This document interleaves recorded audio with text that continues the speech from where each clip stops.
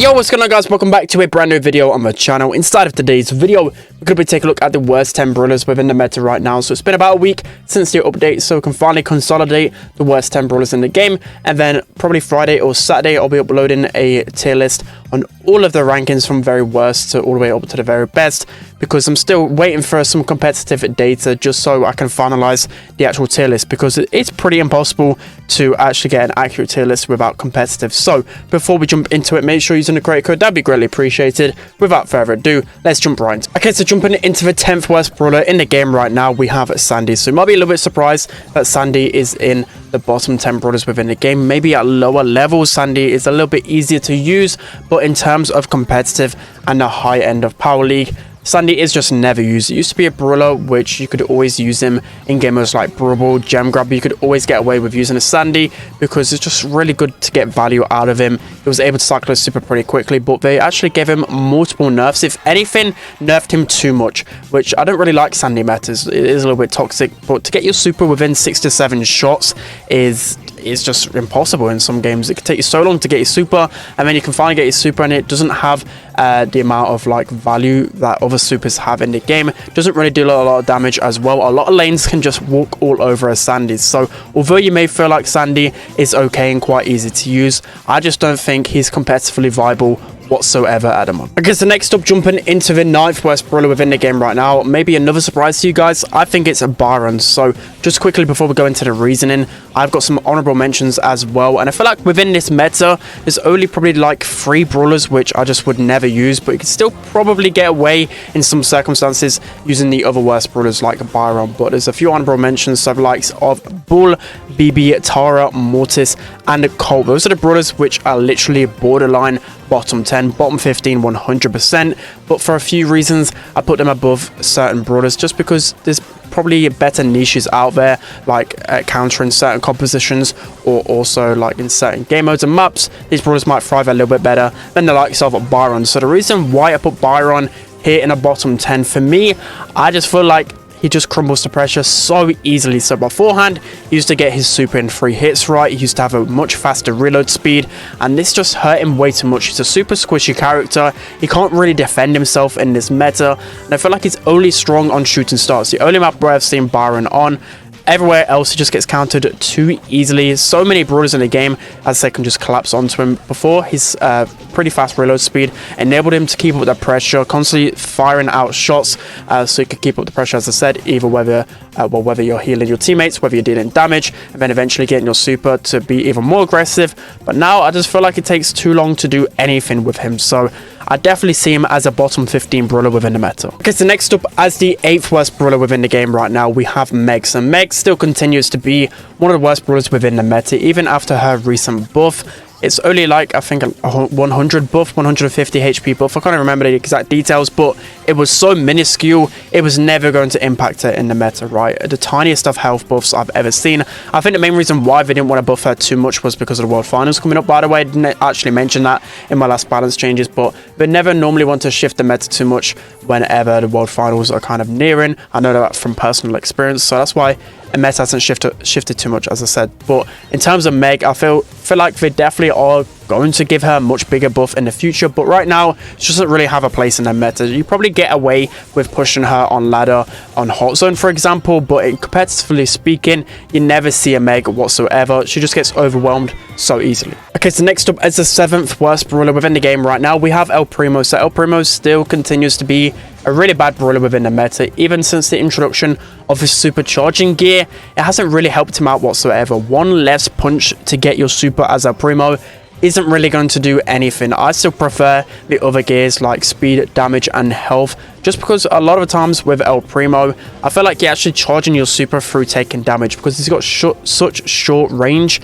that, as I said, it's got to be pretty hard for you to get close to the opponent unless you have your supers. So that's why I just prefer the other gears. But anyways, El Primo only really has his niche in heist, and probably certainly a few certain maps like Hot Potato and like Pit Stop as well, where you actually see him used a fair bit in case you want to counter enemy tanks. He actually can be pretty decent. Also on grassy Brawl maps, you can see him getting used a little bit, but still El Primo, feel like it just takes him such a long time to get your super. His short range just makes it so easy for him to get countered. Okay, so now moving into the 6th worst brawler within this meta, we have Frank. So Frank, I still feel like he's somewhat viable in ladder, but this is talking strictly competitive and in Power League. I just never see this brawler anymore unless there's like a weird Frank main that just wants to go Frank everywhere, where they can actually still play Frank somewhat okay. But I just feel like in the draft format, it's near enough impossible to not get countered by Frank. There's like a bazillion counters to him. There's so many different gadgets, supers, star powers, gears, everything just counters Frank at the moment, and I just feel like it's so hard to pull off a good Frank. He's only really strong in game modes like Brawl, where you see him quite a fair bit in ladder, because you can always guarantee you're going to face off against a brawler that Frank can do somewhat decent against. So again, by no means I'm saying he's completely useless, but in competitive, I don't think I've ever seen him whatsoever the entire year. You've probably seen him like a handful of times. Okay, so next up, as the 5th worst brawler within the game right now, we have Jessie. So Jessie is a brawler. She's really struggling within the meta. You look at her counterpart like Penny. She's really thrived since she's got that recent rework to her projectile speed, to a lot of different things. Penny is just basically the 10 times better version of Jessie, right? So Jessie is only really okay in a hot zone. She's actually got a good niche in parallel plays. That's the one map which I see her being used pretty much all of the time, just because of her turret can be pretty annoying in certain situations. But still, Jessie is a brawler that just gets overwhelmed too quickly, even with her turret and her slow. There's a lot of brawlers that can just run up against Jessie. She has a pretty average reload speed. Her projectile speed is so easy to dodge at the medium to long range as well. I feel like she needs quite a few buffs to even make her somewhat relevant, but I just feel like she's just okay everywhere, right? She's always a brawler which is just far better alternatives in the meta. Okay, so next up, as the 4th worst brawler within the game right now, we have Mr. P. So Mr. P hasn't really found anywhere in terms of a niche in the meta right now. Normally there's certain brawlers within the worst brawlers above him, where there's always maybe like a map or maybe a certain situation where they might counter someone. Mr. P, I don't think he really fills any void, because it's just so easy to dodge at long range. His porters get taken out so quickly now, specifically when the opponent has a damage gate active, and I would say most times people have the damage gate available, right? And that's why his porters just get absolutely melted.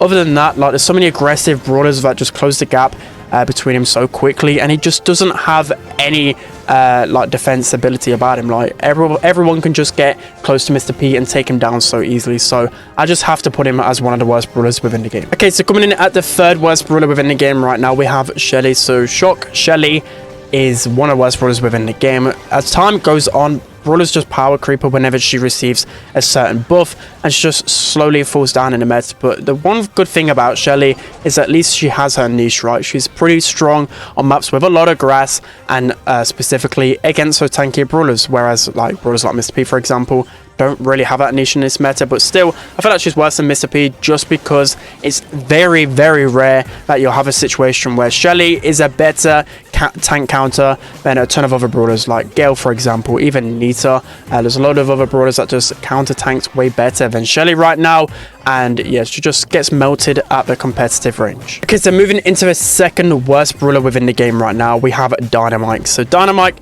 still continues to be such a terrible brawler within this meta. So many things just going against him. He doesn't have any way to kind of counter those aggressive brawlers.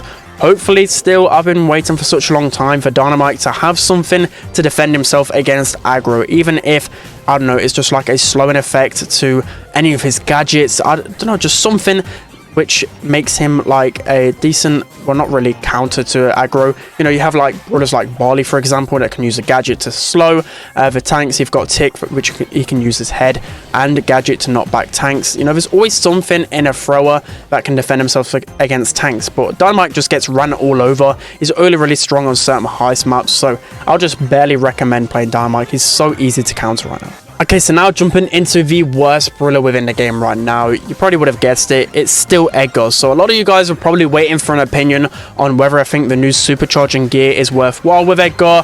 I don't really notice a difference whatsoever. I feel like you're going to get a lot more value out of the damage or the shield gear. Maybe as time goes on, the opinion might change, but for now, for me, I feel like you really need the shield gear on him, and you also really need the damage gear because he doesn't really deal a lot of damage, specifically in 3v3. It gets melted quite quickly as well because he hasn't got a lot of HP. There's not really a lot going for Edgar right now, so I definitely recommend sticking for those gears right now.